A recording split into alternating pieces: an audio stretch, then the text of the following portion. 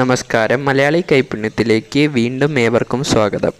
ഇന്ന് ഞാൻ നിങ്ങൾക്ക് കാണിച്ചു തരാൻ പോകുന്നത് ഒരു സ്പെഷ്യൽ ചിക്കൻ ഫ്രൈ ആണ്.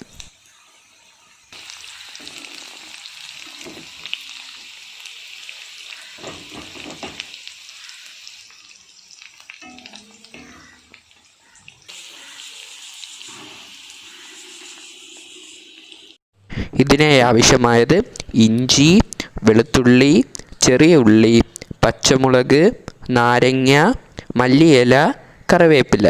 ഇത് ഇത്രയും കൂടെ ചതച്ചെടുക്കുക.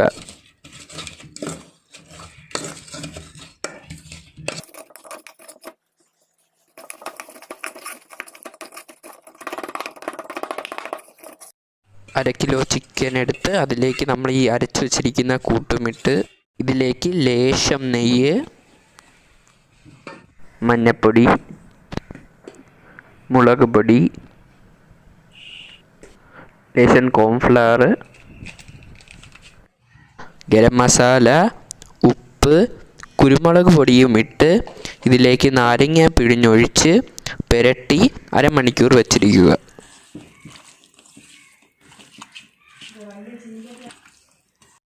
ഒരു പാനിലേക്ക് ലേശം എണ്ണ ഒഴിച്ച് ചൂടാകുമ്പോൾ അതിലേക്ക് കറിവേപ്പില ഇട്ട് ഈ ചിക്കൻ ഫ്രൈ ചെയ്യുക.